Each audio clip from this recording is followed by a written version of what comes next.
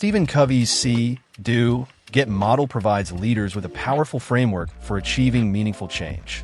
By understanding the relationship between mindset, behavior, and results, leaders can guide their teams toward greater success.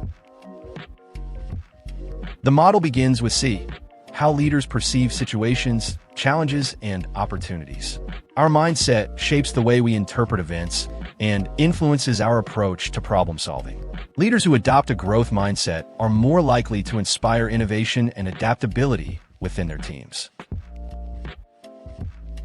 Next is Do, the actions leaders take based on their perceptions.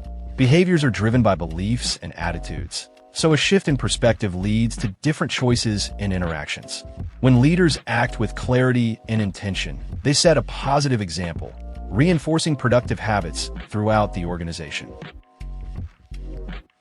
Finally, Get represents the outcomes generated by these actions.